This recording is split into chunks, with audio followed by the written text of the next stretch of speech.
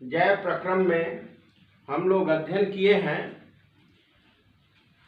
कि विभिन्न जैविक क्रियाओं में पोषण के बारे में चर्चा हो रही थी और पोषण को स्पष्ट किया गया था कि दो तरह के हैं, स्वपोषी और परपोषी। परपोषी में विभिन्न प्रकार के पोषण की विधियां जंतुओं में बताई गई, जिसमें प्राणी सम पोषण की चर्चा आज हम लोग करेंगे या जंतुओं में पोषण। आप लोग जंतु जगत को देख रहे हैं। जंतु जगत में भोजन ग्रहण करने के लिए विभिन्न प्रकार के अलग अलग उपाय के द्वारा जंतु भोजन ग्रहण करते हैं। तो उनके भोजन ग्रहण करने की ही क्रिया को जंतु पोषण कहते हैं। जैसे वो भोजन ग्रहण करते हैं वही जंतु पोषण कहलाता है। वैसे विकसित जंतुओं में देखा जाए तो यह जंतु पोषण की प्रक्रिया जो होती है 5 चरणों में होती है। भोजन का अंतःग्रहण, भोजन का पाचन, भोजन का अवशोषण, भोजन का स्वांगीकरण और भोजन का अपच पदार्थ का बहिक्षेपण। इस तरह से जंतु पोषण की एक परिभाषा निकल करके आ रही है कि जंतुओं में भोजन के अंतःग्रहण, पाचन, अवशोषण, स्वांगीकरण एवं बहिक्षेपण की संपूर्ण क्रिया को जंतु पोषण कहते हैं।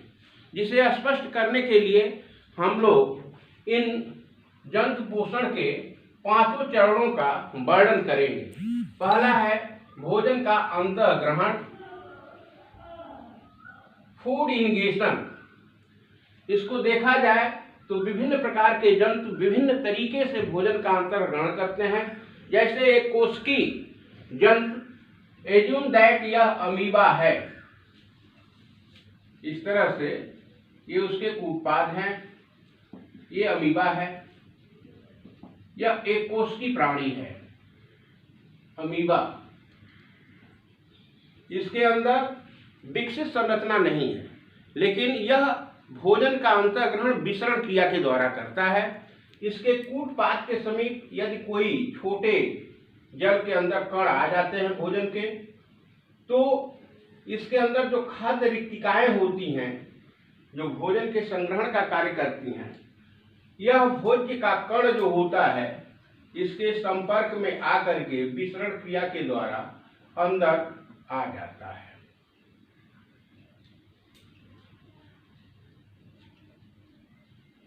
तो यह कूटपाद विसरण क्रिया के द्वारा भोजन जो है अपने अंदर ले लेता है। अगर हाइड्रा को देखा जाए तो हाइड्रा आप लोगों ने देखा होगा, इस तरह से चट्टानों पर पाए जाते हैं। ये टेंटिकल्स होते हैं। यह भोजन का अंतःग्रहण जो है अपने स्पर्शकों के द्वारा करता है। अगर मेढक वगैरह में देखा जाए तो भोजन का अंतःग्रहण वह अपने जीभ को बाहर फेंक करके कीटाणुओं को स्पर्श करता है और लपेट करके भीतर ले लेता है। विकसित प्राणियों में आया जाए तो देखा जाए, आप लोग देखते होंगे, गाय है, बैल है, बकरी है, सब मुंह के द्वारा भोजन का अंतःग्रहण करते हैं।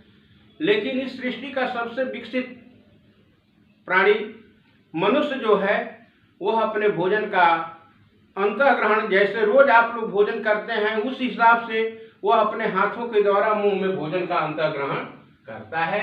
तो यह जंतु पोषण की पहली व्यवस्था है भोजन का अंतःग्रहण, कि कौन जंतु कैसे भोजन को अपने मुख गुहा में, अपने शरीर में ग्रहण करता है। उसके बाद दूसरा टर्म आता है, वह है पाचन। तो हम पहले जाने कि पाचन है क्या। तो जो भी भोज्य पदार्थ लिया जाता है वह अविलेय अवस्था में होता है। वह रक्त में विसरणी नहीं होता है, वह जटिल अवस्था में होता है। तो जटिल अवस्था से सरल अवस्था, अविलेय अवस्था से विलेय अवस्था में बदलने की ही क्रिया को कहते हैं पाचन। और विभिन्न जंतुओं में विभिन्न पाचन अंग भी विकसित होते हैं। जैसे हम लोग अगर मानव में देखें तो हमारे अंदर एक सुविकसित आहार नाल होती है, एलिमेंट्री कैनाल होती है, जो माउथ टू एनस, मुंह से लेकर के और गुदा तक एक नली होती है जिसको आहार नाल कहते हैं। उसी के अंदर पाचन की क्रिया होती है। तो पाचन को हम लोग समझें कि पाचन है क्या। तो एक बार फिर आप लोग सुने, भोज्य पदार्थ के जटिल अवस्था से सरल अवस्था में बदलने की क्रिया को पाचन कहते हैं, या जो भोज्य पदार्थ आप ग्रहण करते हैं वह रक्त में विसरणीय नहीं होता है, जटिल अवस्था होती है, अविसरणीय अवस्था होती है।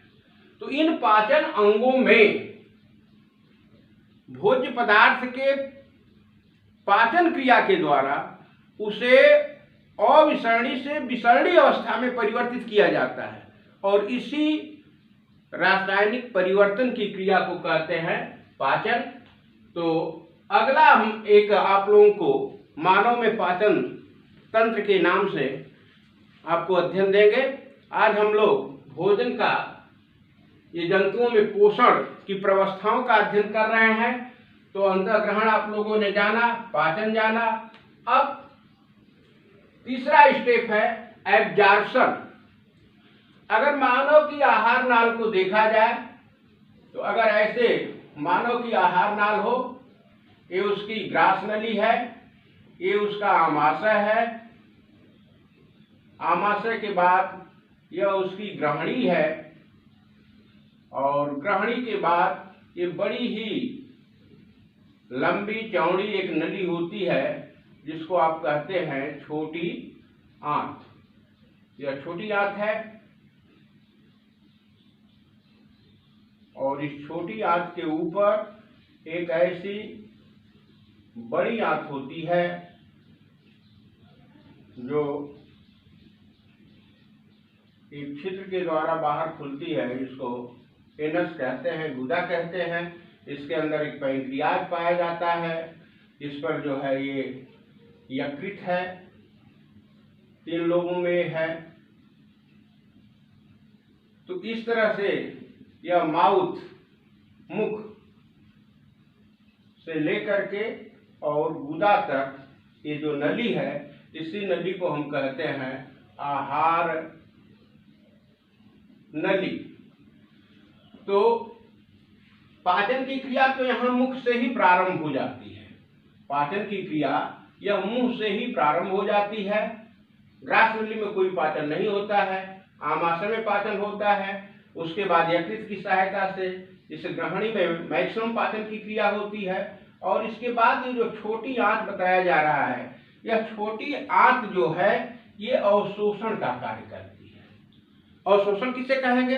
एक खूबसूरत परिभाषा आप लोग दे सकते हैं कि पचे हुए भोज्य पदार्थ का छोटी आंत या क्षुद्रांत स्मॉल इंटेस्टाइन के द्वारा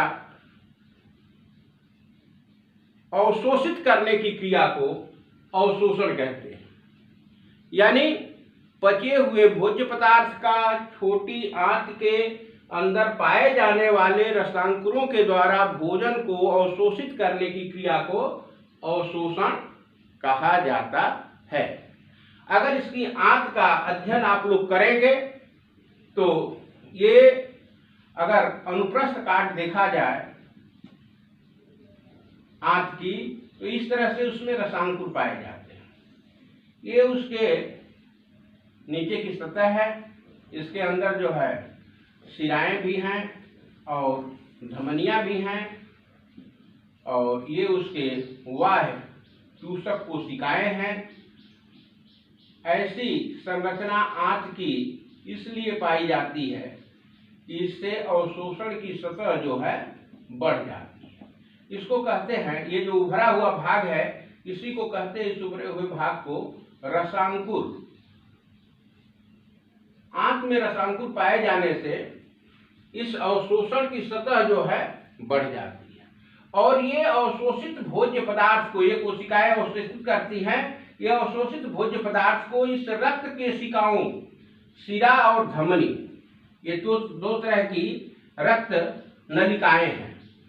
शिरा भी पतली हो जाती है तो इसको हम कहते हैं केशिका।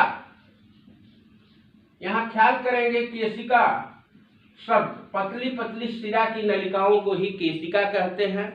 और यह केशिका जो है इस अवशोषित भोज्य पदार्थ को, पचित पदार्थ को, जो पचा हुआ पदार्थ है, विसरणीय अवस्था में है, यह रक्त में केशिकाओं से होकर के वह शरीर के सभी भागों तक स्थानांतरित होता है, जिसका बृहद अध्ययन हम लोग परिवहन में करेंगे। लेकिन यहाँ अवशोषण को हमें जानना चाहिए कि छोटी आंत के रसांकुरों के द्वारा भोज्य पदार्थ को सोखने की क्रिया को अवशोषण कहा जाता है।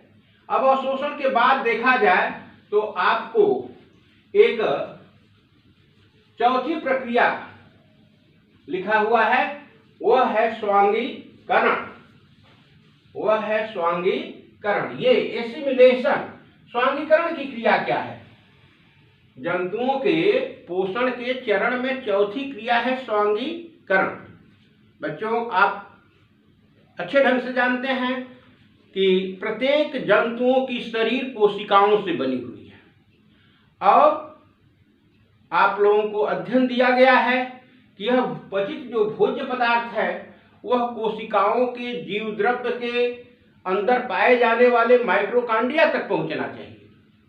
तो ये रक्त की केशिकाएं भोजन को कोशिका तक पहुंचाती हैं और कोशिका से उसके कोशिका द्रव्य में विलीन होने की क्रिया, पचे हुए भोज्य पदार्थ को कोशिका के कोशिका द्रव्य में विलीन होने की क्रिया को कहते हैं स्वांगीकरण।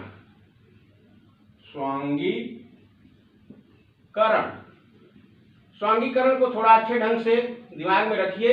यह आपकी एज्यूम दैट कोशिका है, ये आपका जीव द्रव्य है। इसके अंदर एज्यूम दैट यह माइटोकॉन्ड्रिया है, केंद्रक है। इसके चारों तरफ केशिकाओं का जाल है। अब ये जो पचित भोज्य पदार्थ है वह रक्त के माध्यम से स्थानांतरित होकर के कोशिका से जीव द्रव्य और जीव द्रव्य से माइटोकॉन्ड्रिया तक, प्रत्येक कोशिका को जीवित रहने के लिए उसे आवश्यकता है पोषण की। तो इस प्रकार से अवशोषित भोज्य पदार्थ का कोशिकाओं के जीव द्रव्य तक विलीन होने की क्रिया को कहा गया स्वांगीकरण, एसिमिलेशन। अब ये एसिमिलेशन के बाद जो पचे हुए पदार्थ हैं वो तो चले गए आपके जीव द्रव्य में, लेकिन आपके आहार नाल में एक भाग बनाया गया था इस तरह का, बड़ी आंत, इस तरह की संरचना बनाई गई थी। ये छोटी आंत से संबंधित थी। ये है आपका बड़ी आंत। अब ये बड़ी आंत में जो अपच पदार्थ होता है वह धीरे धीरे एकत्र होता रहता है और ये बड़ी आंत की दीवारें भी जो है वह उस पदार्थ के अंदर, अगर कोई ऐसे पदार्थ हैं कि जो शरीर के लिए आवश्यक हैं तो उसको एकत्र करता है। और उसके बाद नीचे है रेक्टम, मलाशय। वहां ये अर्ध ठोस के रूप में अपशिष्ट पदार्थ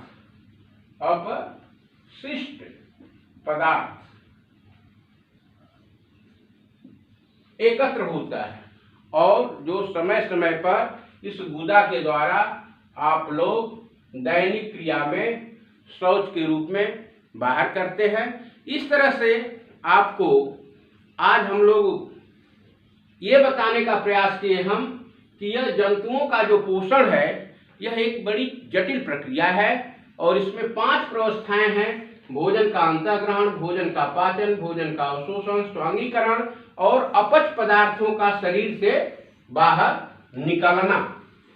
और इन सभी 5 प्रवस्थाओं को सम्मिलित रूप से कहा जाता है जंतु पोषण।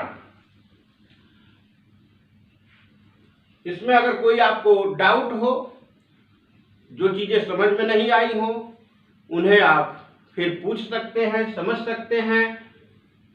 हमें पूर्ण उम्मीद है कि यह जंतु पोषण की ये 5 प्रवस्थाएं आपको समझ में आई होंगी।